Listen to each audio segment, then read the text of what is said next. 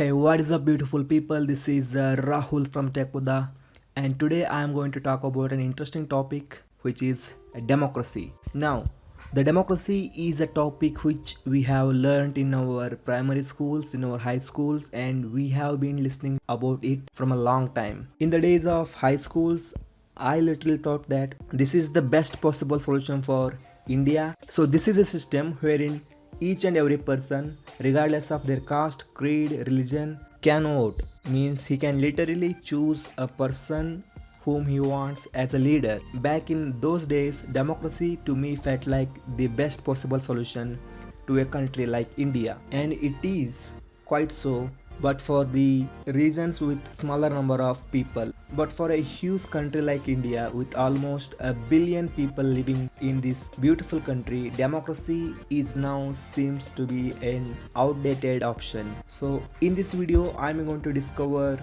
what are the flaws of democracy and do we have any alternatives for the democracy. Democracy literally means rule by people. Its Greek meaning translates to rule by people. It is also commonly referred as rule of the majority, and we all have heard this quote by great Abraham Lincoln, wherein he says democracy is the government of the people, by the people, and for the people. So now let's move on to the origin of democracy. Democracy was first introduced as a system of political reform at around 507 BC by Cleisthenes, who was the leader of Athens in those periods, and he referred to the system as democratia, which denoted the rule by the people. And once this system was introduced, it abolished the political inequality that used to exist between the members of aristocracy who had been in the charge of decision making process in the Athens. About 40,000 males older than 18 were the only ones who were allowed to participate in the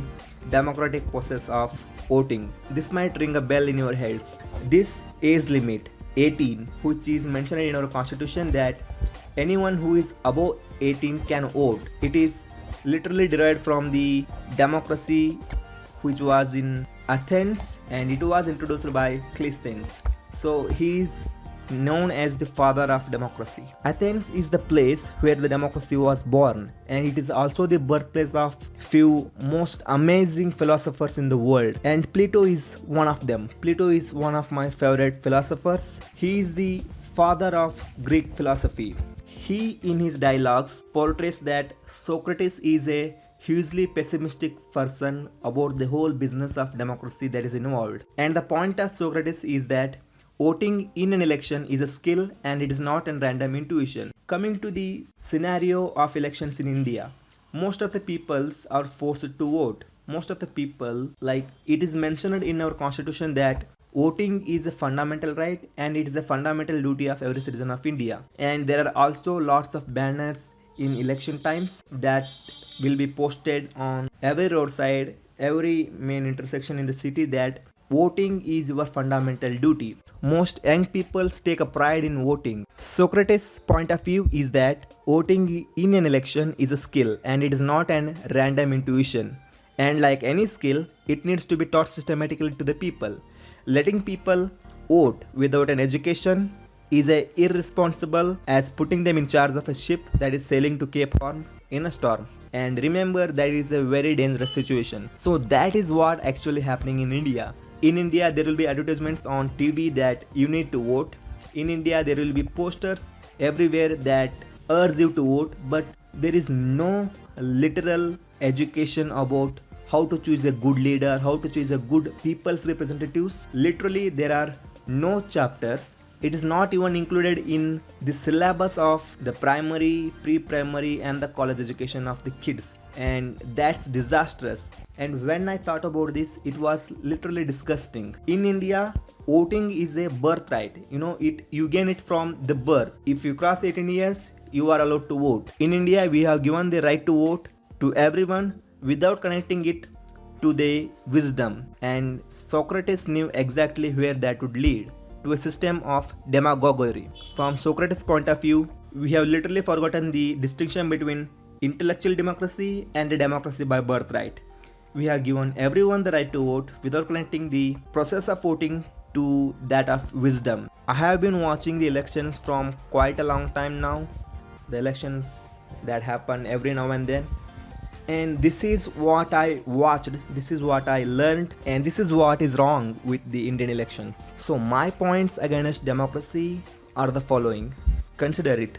There is already a politician who is in power. He brings in their kids or his grandkid into the power through elections. And this is not much different from that of the hereditary rulers which happened to exist in the previous era. During an election campaign, a lot of money comes from private companies as a donation to the parties, the political parties. Till now, it is a mystery that which company donates how much of amount to the which party. And in order to make this process transparent, the government introduced something called electoral bonds in recent years. But it still remains unknown to the common citizen that which private company, which corporate company donates how much of money to the political party. Although there are many laws to prevent this, but laws are made by politicians, and it is obvious that each and every law is made with loopholes. And whenever these political parties come to power, they work for the companies instead of citizens. So to be honest, these political parties are not the representatives of the people, but they actually are the representatives of the companies. Now I won't say each and everyone is like that, but majority of the politicians are like this only. The major reason what I see as to why people are entering the politics, as to why these political leaders are coming to power, is just for the sake of money and power. In recent years, democracy in my view has become a modern form of divide and rule. This technique is implemented in terms of religion or caste or anything that can divide people. You might have heard the term vote bank politics. This is the truth. Most of the news channels that you see today are owned directly or indirectly by political parties. So if you search and if you do a research, a little bit of research, you're going to notice that they are either owned by a company or by politicians. They are pushing their propaganda that benefits them while they spread hatred and false news on the opposition. Social media these days, let it be Facebook, Twitter or WhatsApp, is filled with fake news. And to my surprise, when I did a bit of research, I found out that this is being funded by political parties. The page owners are being paid to spread these propagandic messages to the masses and to brainwash the young generation, which in turn gets them the sympathy or in turn gets them the vote. What are the alternatives for democracy then? So there are a lot of alternatives for democracy, but to keep this video short, I am going to point out 3 of my best bets against the democracy. Now I am not saying we should move towards like the dictatorship or the rule that is similar in China. So the first one is quadratic voting. This is introduced by Glenn Wales, and in his theory of quadratic voting, one man one vote is replaced by one man one bid, wherein every voter is allowed to vote as many times as possible, but he must pay the square of the number of votes he casts. So suppose, consider this scenario wherein one vote costs 1 rupee, right? If a person casts one vote, he has to pay 1 rupee. Now the advantage of this system is that people can vote according to the strength of their preferences.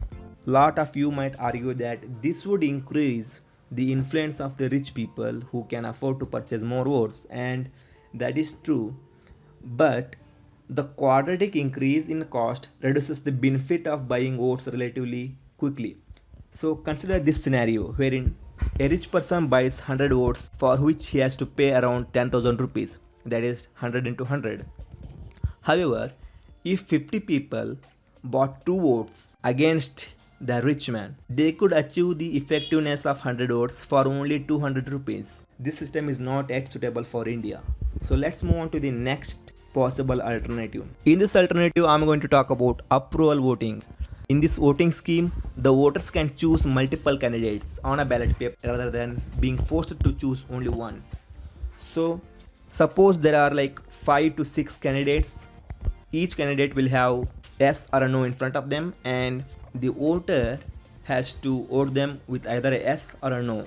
With this flexibility, people can vote for both their favorite candidates and this system is geared towards producing the candidates who are most acceptable in the community overall, and this would also reduce the spoiler of a third candidate who might split the votes and allow an overall less popular candidate to win.